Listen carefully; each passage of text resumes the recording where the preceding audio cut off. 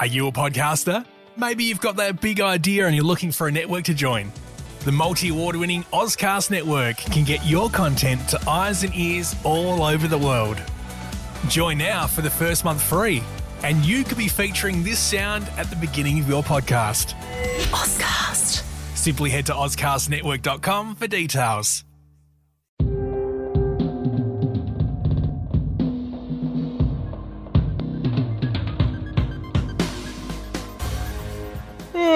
Sorry, I just woke up. My name's Eddie Q and I've been in an Apple meeting. Eddie Q has confirmed he doesn't actually sleep in meetings, and he's also confirmed that Apple Music has 60 million paid subscribers worldwide versus the 100 million Spotify. So, still creeping up on them, but some good competitive growth there. What does he mean he doesn't actually sleep in meetings? I don't know. I bet you he wears those like Homer Simpson's glasses that just have the eyes drawn on it. Looks like he's awake. I was thinking more like, your grandfather in front of Test match cricket being like, oh, I'm watching that with my eyes closed. So, of course. Yeah. But speaking of growth, the Bondi store, I think Apple took some influence from Little John and they took it from the window to the wall. Well, in this case, floor to the ceiling with their green walls, 30 foot high. These actually feature a custom irrigation system and are movable and are the largest screen walls in an Apple store yet. It's a shame that you don't live in Sydney anymore. You could have checked it out. Yes, it really is beautiful. I'll be going up in a couple of months and I'll see it when I'm there. Brilliant. I expect some photos. But we have a major announcement if you haven't seen it already. Jony Ive has announced his departure from Apple. I'm going to flip this over to Core Focus.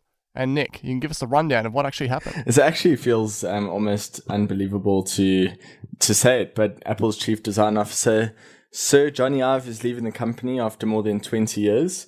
So he'll form his own independent design firm with Apple as a client, and his friend Mark Newson, I think his name is, will be going along with him. So I think Jony got him in to design the Apple Watch, and it's his. Anyway, we'll make it about Jony. It's going to be called Love From, and it's launching next year. So the name is inspired by Jobs stating one of his primary motivations is to design things with love and care to show your gratitude to humanity. And I just want to confirm it's called Love From and not Love Form or Love Foam, as some people have reported. Oh, really? I guess it's autocorrect getting in there. But to the Financial Times, I've said, this just seems like a natural and gentle time to make this change. And yes. I guess more broadly, it's been pretty widely reported that he's taken a step back for the last 4 years, sort of as a way to hand over the majority of the design responsibilities to the rest of Apple's design team. And we saw that with him focusing on speaking of the Bondi Apple Store, the new Apple Store designs, as well as the Apple Park campus. So yeah, he was definitely, I guess, broadening his horizons there. And we've also seen him get involved with like Red charity auction and other things like that. So yeah, definitely, I guess he just is kind of maybe tired of consumer electronics and wants to try his hand elsewhere. Yeah, it was kind of sort of, as you said, it was moving that way, into things like architecture. There was the stuff to do with the Christmas tree display and everything, a couple of years ago. So yeah, and like it was a shock because I like woke up to it, and I had you and some other people being like, look at this. So that was a shock, but it also wasn't just because it's like we saw it coming anyway. I don't know where you sit with that. I think it's more just saying it. Like it's Jony Ive is just synonymous with Apple. So yeah. Yeah, well, he was the first public figure, Apple figure that I knew before Steve Jobs and Tim Cook. I guess I kind of find out about any of the individual factors because my brother's a designer, and obviously, Jony Ive is huge there, and I kind of found out about it through him and one of his design books and stuff like that. So yeah, and only later on did I start sort of developing more of a passion for Apple. But yeah, obviously the way things work and look, it was my primary draw to the company originally. So that he obviously has played a large part in a lot of people's love for Apple. So it is kind of sad in that sense. And, I just thought he would just retire rather, or just like go away, or see if he could get the next CEO role. I don't know. I guess I just kind of always thought he would be at Apple. The funny thing is, the first non-Apple job that he does through love from is probably going to be massively, massively criticized by Apple fans. It's like, you left Apple for this? But oh yes, yeah, he was just it's so funny. We were talking about him as if he's died, but he hasn't. But to me, the main thing that really got me into Jony Ive was just the way he narrated and the way he was within those Apple product videos. It was just something like he could sell ice to an Eskimo scenario. Like he just the way he delivered it, the kind of like even down to his accent and of course the beautiful product shots. It all just came together, and those videos became sort of fewer and further between. And we still had them with iPhone 10 and such like that, but between that and then him not being present at some of these keynotes, it was like a very slow departure, and this is just sort of the finality of it. It's like he's still technically involved with Apple, but he's no longer an employee. I guess we'll see over time how really true that is, because I've seen a few cases where this kind of happens, and then like let's just say maybe Apple doesn't still involved, they don't. Yeah, exactly. And you can understand from Apple's employee perspective, like they would want their design freedom now, and obviously design philosophies don't get they're not going to just all change overnight, but yeah, I think people will want to start making their mark, and if they still have like some external designer getting involved, it'd probably be hard for Apple's internal design team.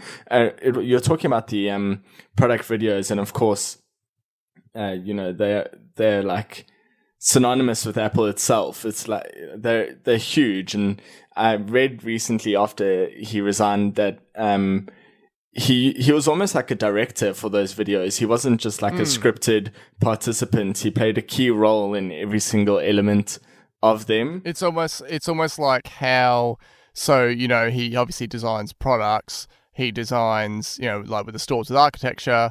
He did with iOS 7, that was his sort of like lead in terms of designing software. And yeah, with those videos, that's how he designs videos. That is a Jony Ive designed video. Yeah. Like just the way everything is so specific, but so luxurious at the same time.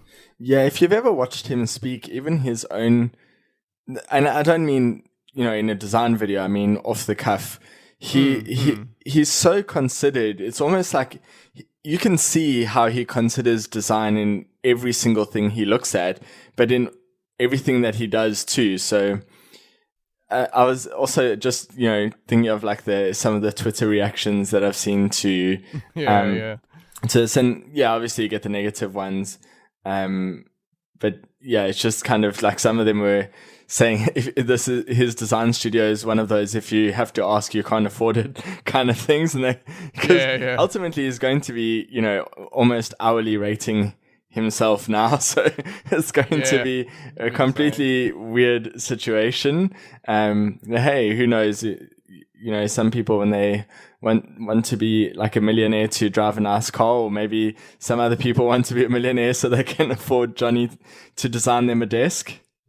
Yeah, exactly. I remember that. That very. I think it was like they paired it with an iMac or something at the time. That and the one that he designed with Mark Newsom. Yeah, I remember that. Mm-hmm.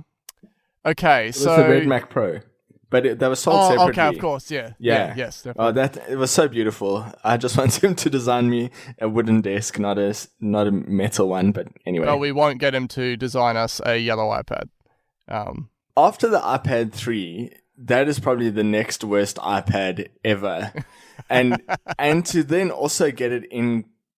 I'm not even talking about it being yellow. Just the original 12.9 inch was not good for a few reasons. But yeah, in yellow, oh my goodness.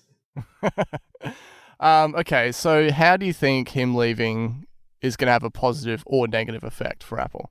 In the near term, we won't really see much because of how these things have been designed a few years out. But over the next sort of 4 or 5 years, I think there will be the positive effect will be some fresh perspective in what will come through. So that'll be like obviously refreshing for us. And then, the risk is that it won't feel distinctly Apple. So that, I think, for me is the biggest concern. Is it could be cool, but will it be Apple-like? And I guess time will tell.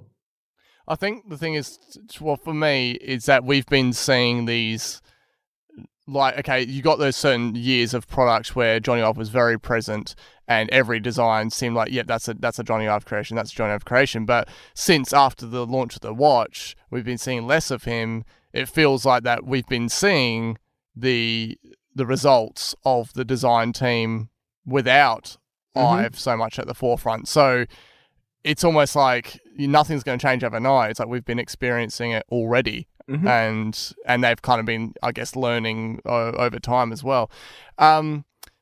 People, on Twitter, like, they always do this. They point and blame at, how Ive pulling away from Apple over the years gave us these butterfly keyboards, because everyone loves to rant about the butterfly keyboards. Oh my god, yeah. Financially, upon the announcement, very little impact, so that's good. Again, as before I was saying, it was bound to happen at some point. I'm loving the latest Apple designs, so like the Watch 4 and the iPad Pro, and that's what I mean by like non-Ive prominent. Oh yeah, they're actually probably my favorite generation is the current lineup. It's all beautiful. So realistically, as you say, we've already kind of been living in this era, and the Wall Street Journal had a piece that was published in the last couple of hours. It is behind a paywall, so I haven't read the whole thing, but I've read 9 to 5 Mac's summary piece, and one of the most interesting stories there, and I think for every negative like this, there will be many positives that we won't see. I think some people are hurting, or some people are angry, or some people are trying to go with the Apple is doomed narrative. But yeah, essentially, they focused on a meeting in January of 2017 that was about showcasing the iPhone 10 design and features to Jony Ive and getting his feedback on things. And one of the things I mentioned was how to transition from the lock screen to the home screen, which we now know as being the most intuitive swipe that gets us to where we need to be. And it was in San Francisco, so he lives in San Francisco, an hour away from the Apple campus, and he showed up 3 hours late and didn't actually give them any guidance that they were seeking anyway. So a lot of people are pretty angry and feel like this shows how he had checked out. So yeah, mentally checked out. Yeah, exactly. But again, I'm sure there are plenty. We're just hearing the negatives. So yeah, I mean, he was probably just delayed because those people that were there, that team that were there to polish his gate, weren't doing a good enough job. So yeah, I would be sure that he would get distracted by things that annoy him like that quite often. So things like, the iPhone 10 with the notch, again, when that came out, everyone goes, if they pulled the classic, if Steve Jobs were alive, this wouldn't happen. And is this the result of Jony Ive, pulling, as you say, mentally checking out? But to me, something like that, it's a stepping stone anyway. Like it had to happen. Like it would have happened whether Ive was all in or even partially in. I don't really see. Yeah. So it's just like, it's really annoying just seeing all these like criticism, all these hot takes, that people have of what they think is, clear evidence of Apple losing their direction because, Steve Jobs is gone and Ives is going. And what I do love though is I do love what he gave us with the iOS 7 overhaul. Obviously that really kicked off this brand new refresh look, and then over time they've refined it to, I love the fact that, they brought in a better balance with the, bolder fonts, etc., all that sort of thing. But I often think that's something that people don't touch on, is just like his involvement with the interface design as opposed to, him primarily being known for hardware.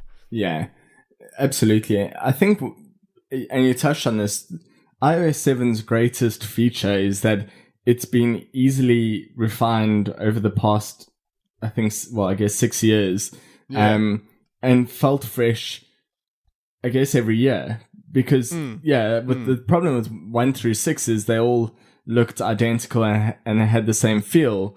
But since 7, we've just been able to gradually get some like new look and feel. And I think it was because it had a strong foundation to be able to do that. If you look at it, iOS 7 against iOS 13 without looking at anything in between, of course there'll be a stark contrast. But if you line them up all side by side, you don't really notice that progression. But I think it's a pretty mature design at the moment. Definitely. I love it. Absolutely love it. And you can see the influence of this style of iOS, particularly with the bolder fonts being brought in, has influenced the design of other major apps as well. And then a lot of them are wanting to make their things look more Apple-like, even down to the latest, redesign of Facebook. So, he's just really affected Apple in so many different ways. So, it will be interesting to see what his technically what his first project or job would be for Apple as Love From. Like a lot of companies show who their clients are and what they did for them in order to attract new clients. But I wonder at what stage he'll actually be able to say, when I was with Love From, I designed, this iPhone 12 or whatever it is. Or if it will just be just knowing that he has an existing contract with Apple and not know what we can attribute to him. So it'll be weird. I would actually be surprised moving forward that he has much to do with Apple, despite what they say at the moment. Yeah, I think if he shows... I think it's going to be a case, to me, like with the example that you said about him showing up 3 hours late, etc. I think that Apple obviously going to continue working on, all these major product releases, and it's almost going to be like, wait for Jony to come to us when he is ready and interested in this line of products again. If he approaches us, then basically we'd love to get him involved and get his feedback, but there's no point in paying him a ton of money if he's just going to, rock up late and not really provide any guidance. All right, so tell us about Sabi Khan. Yes, so Sabi Khan has been at Apple for ages, but now he's been promoted to Senior Vice President of Operations, in the process receiving high praise from Jeff Williams. So when this was announced, actually a funny anecdote resurfaced, which I think says a lot more about Tim Cook than it does about Sabi Khan. So this is a problem a number of years ago, around about the time that Tim Cook became CEO. It was written about, but it happened before that. So this was while Tim Cook was the COO. So there was some issue in China, and Tim Cook said, "This is really bad. Someone should be in China driving this." And then 30 minutes into that meeting, Cook looked at Sabi Khan and abruptly, apparently without a trace of emotion, said to him, "Why are you still here?" And then Khan immediately stood up, drove to San Francisco International Airport, and without a change of clothes got on the next flight to China. So if that doesn't tell you his devotion to Apple and his relationship with Tim Cook, then I don't really know what will. It's just so funny because you hear so many stories of Steve Jobs being really down the line and to the point, but you can never imagine Tim like that. He's just so laid back. But obviously, in terms of his role, he eventually end up getting an Apple. You gotta make some tough choices. Well, exactly. I think that just that one sentence, "Why are you still here?" Just says it all. It's not, "Can you please go for us?" Or imagine just. Like, I should just look it up and be like, "Why are you still here?" Just like, yeah. That's If they ever do a movie on Tim Cook, I'd love to see that. So. I hope so. Yeah. Okay, I guess we could cap this off with. Okay, people have been trying to rank Ive's products, which I don't want to go into at all. But I would like to. Let's celebrate and pull out our beers, my imaginary one that I have in my hand, and I don't raise have a an toast. Imaginary one. I have a real one for this one. Yeah, that's it. I have an imaginary one, so okay. There you go. Our favourite Jony Ive like clearly Jony Ive designed product? For me, it has to be the first click wheel iPod. Oh wow, yeah, that's a nice throwback. Mm-hmm. Yeah. For me, it's when they redesigned the iMac the first time, and it was all aluminium and that was great. But when they brought what is the redesigned iMac in late 2012, which is essentially the same body design you get now, that I just thought was the epitome of like a desktop computer design. And I still love it to this day. I know they're going to redesign it to some extent in terms of screen bezels, but it's, to me, still just how great, like, the fact that they've packed all that power into that design, and how it just sort of elegantly just kind of bulges out the back and smooths back off again. I almost hope that they never change that. I think it's pretty timeless. So yeah, I love it. So bye bye, Sir Jony Ive, sort of. Yep. Farewell. Okay, we're going to flip this over to the rumour mill. This got me super excited. And then that's before I read the entire article, and then Nick just dropped a bit of a price bomb on me. But before that, 16-inch MacBook Pro supposedly coming for September. So this will have a 3072 by 1920 resolution, which is up from the 2880 x 1800 panel found in the current 15-inch. It's been expected this will be part of like a top-level tier of the Pro products like iMac Pro and Mac Pro, and therefore coming with a price tag of around $3,000 US, which is about $4.5 Australian. The LCD screen will supposedly be manufactured by LG. As you said, meant to launch alongside the official launch of Catalina in September, October. And apparently the 13-inch will just get like a spec bump refresh as well. So with this, like, I know they've sort of been floating around, okay, there's going to be a redesigned MacBook and stuff like that. This is kind of one of the first times I've heard of a 16-inch specifically. So do you think there's much likelihood to this rumor?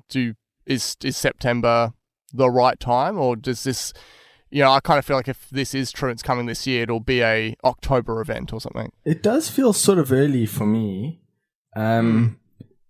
Not even October event wise. Like, I can see what, if it is coming this year, I would say yes, more likely October. But I got the sense that we still had one more year in us of this current design, but maybe not so. Or it would be an interesting way to switch it up, because it wouldn't quite replace the 15-inch. So it would buy that like another year, but giving true professionals an extra, like a foot in, an alternative to the Mac Pro maybe, or the iMac Pro, something on the go that is more immediate than a year later. So what I'm feeling like is that, and some sites have been alluding to this, is that we're going to end up with a 12, 14 and 16-inch lineup. They're going to sort of consolidate it to that.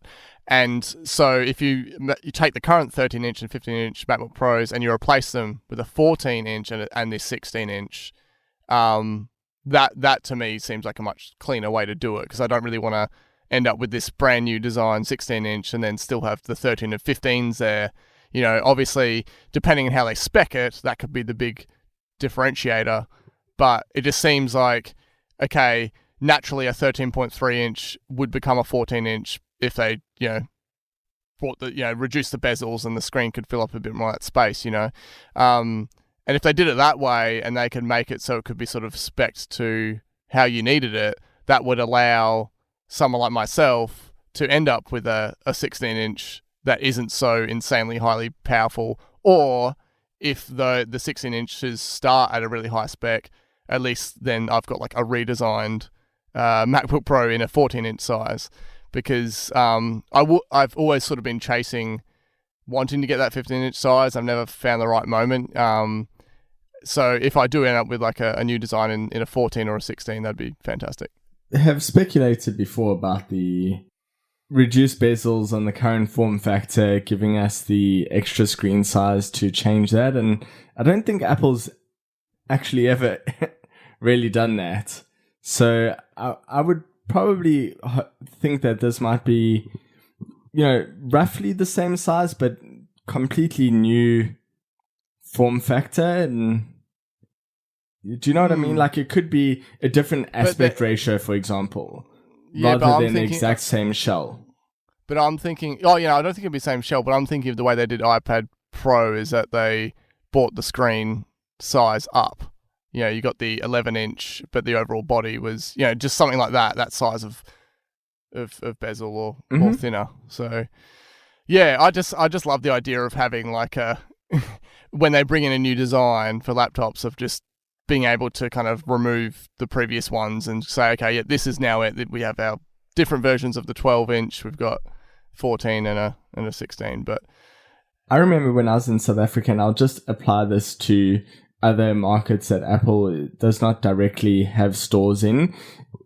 When Apple comes out with new products, they actually completely replace the lineups. For a long period, it was, a new iPhone. That was the only iPhone that was available, and same for every other product. So it's kind of funny how clean that transition is in markets that Apple doesn't directly have stores in, but in other markets where they do, although they have more control, it appears that they have less like direction on their product lineup by offering that wider product range, which is obviously a good thing for a lot of people, but I just find it ironic that, that's kind of how it works.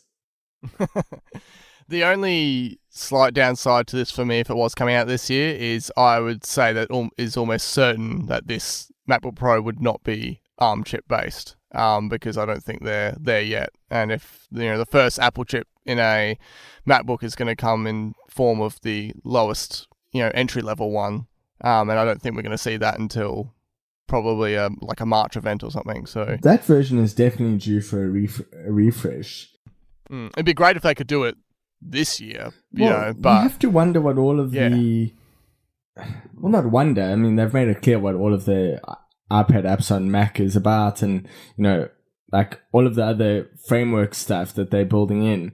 But there are no rumors for it this year. That's kind of why I'm like not thinking it's a this year product. But, not accounting for that, I think that the ARM MacBook is like perfectly a this year product.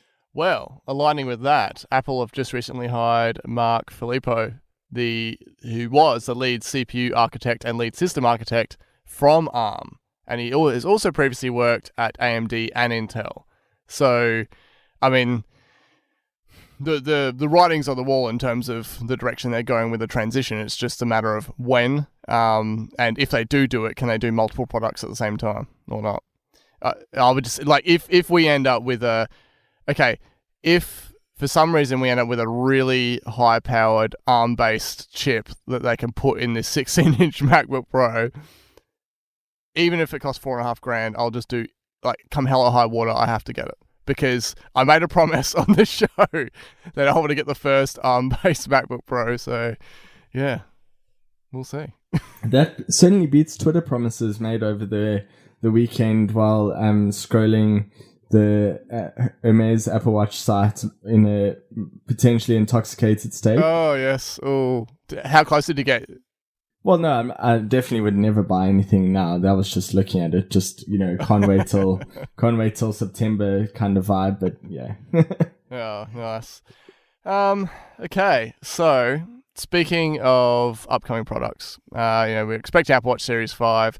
Aligning with this, we've had a bit of a new patent pop up involving a camera for the Apple Watch, but within the band. So it's quite strange. Can you explain this? Yeah, so Apple filed a patent on how a camera would be incorporated into the watch without the restrictions of positioning. So rather than having to turn your wrist to try and take a video and not actually see where it is, the camera itself is implemented into the end of like this strap that pulls out, and then so your watch would serve as this. You can see what the camera sees, and then your other hand, I guess, would position the camera where you want. Hang on, you pull the strap.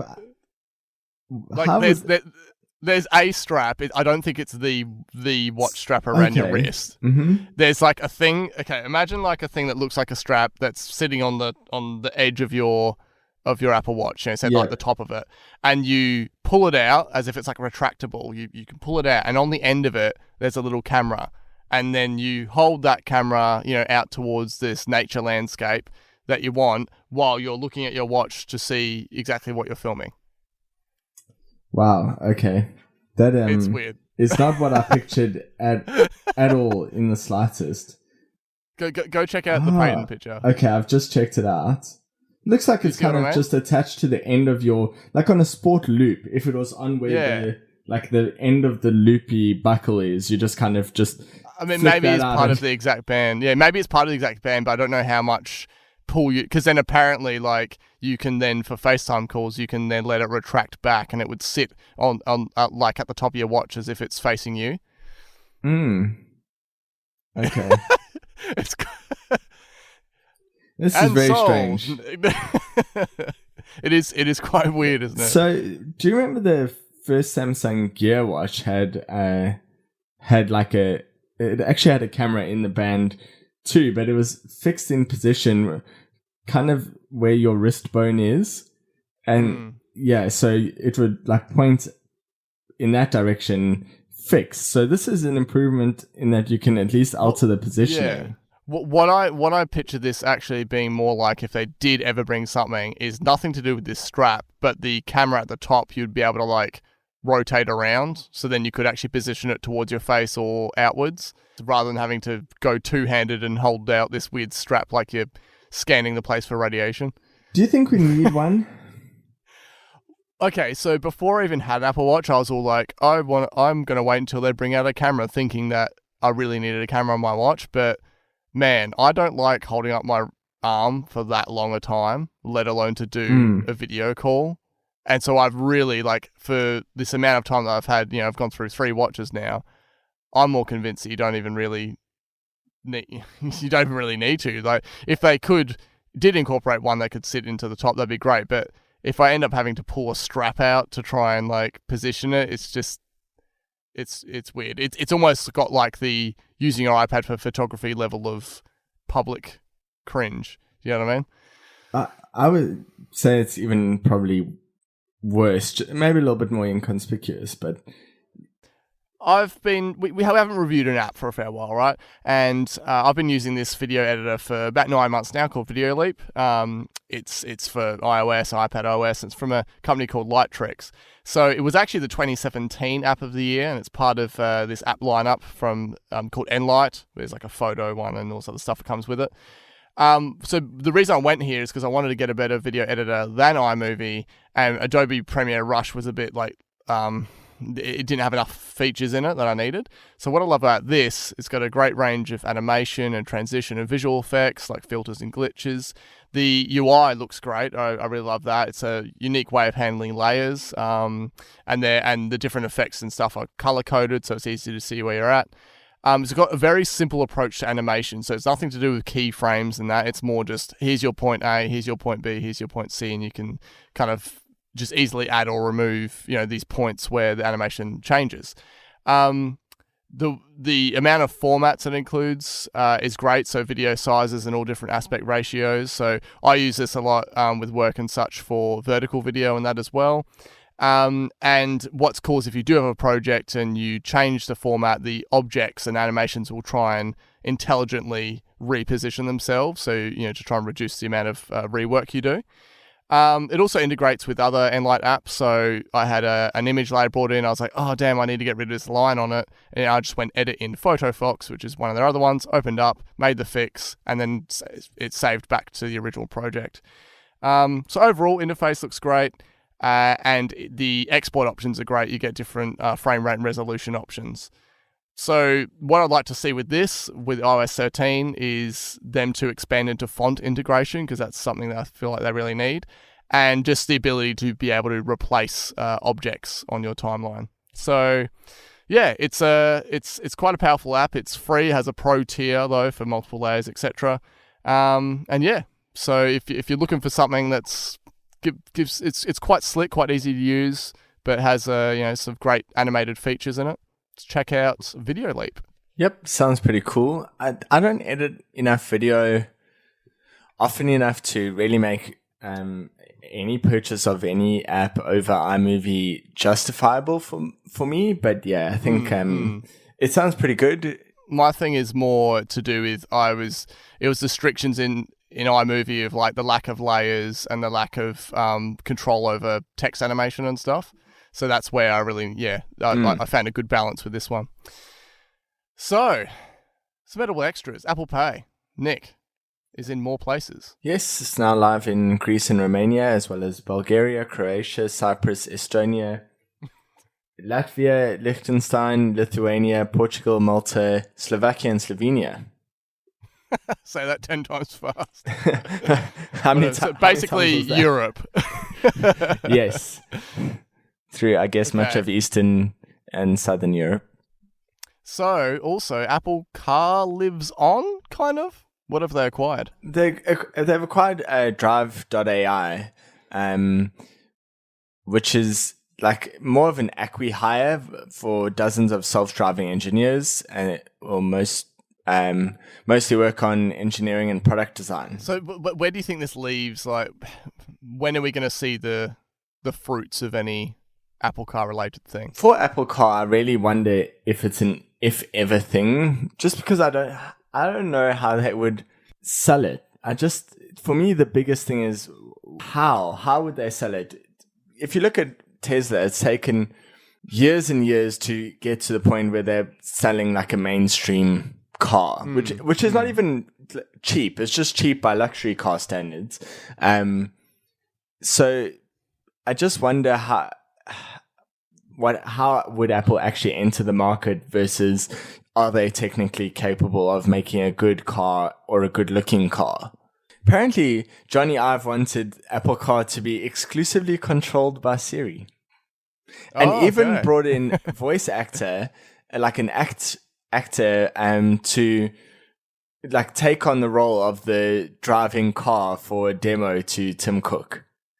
Oh, wow. Now, I might have been duped by a Twitter, like, I don't know, joke on this one. But yeah, I'm pretty sure that I read that the other day. So that was... I remember his design ideas literally had no steering wheel. I remember that part. So, which is not that crazy given that Google had like their view. But yeah, it's just the whole, like, controlled by Siri.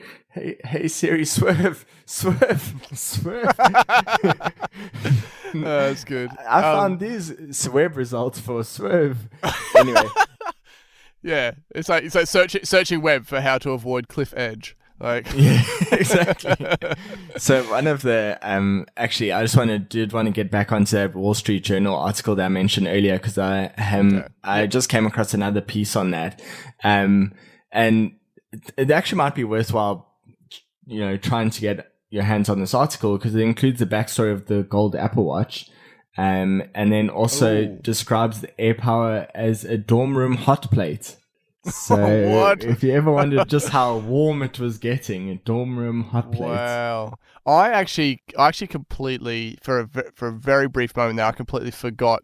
When you said AirPower, I was like, what the hell are you talking about? Yeah, so I only thought of it today for the first time in ages because of...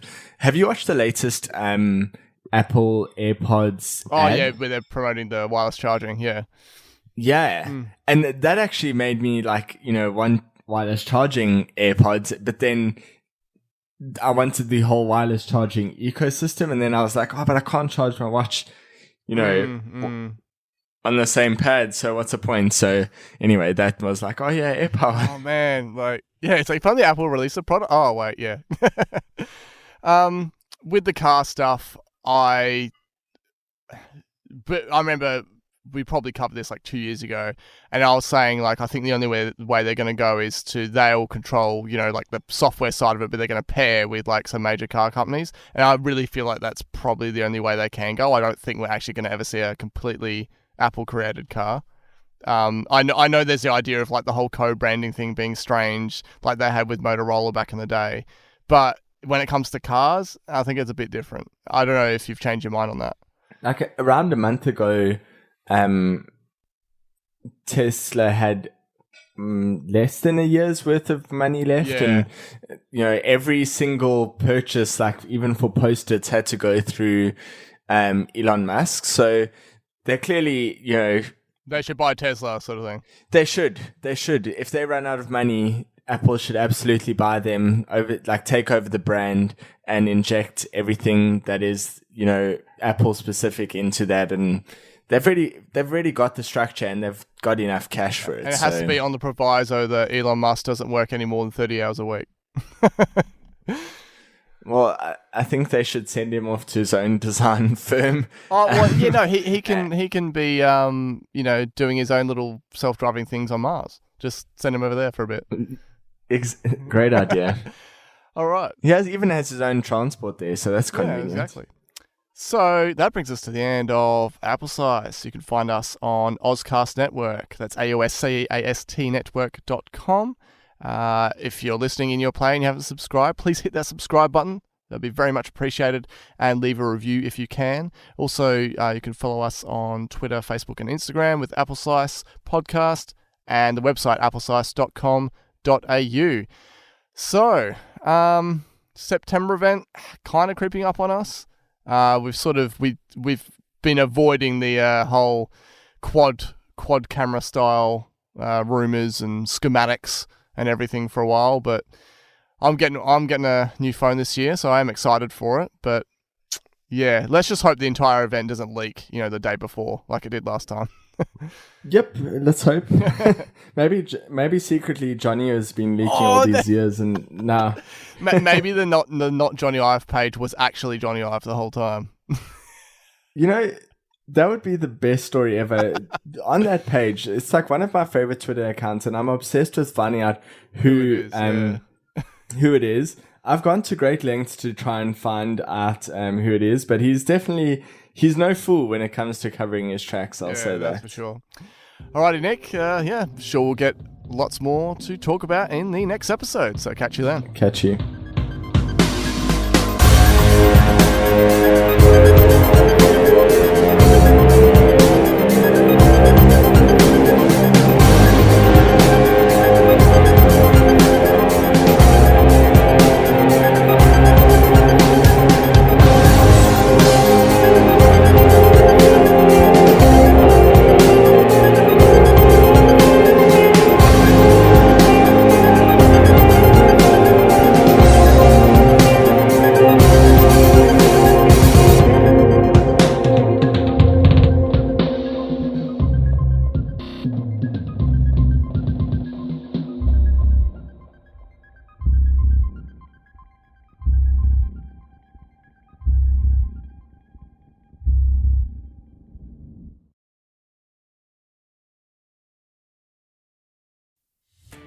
Are you a podcaster? Maybe you've got that big idea and you're looking for a network to join. The multi-award-winning Ozcast Network can get your content to eyes and ears all over the world. Join now for the first month free, and you could be featuring this sound at the beginning of your podcast. Ozcast. Simply head to ozcastnetwork.com for details.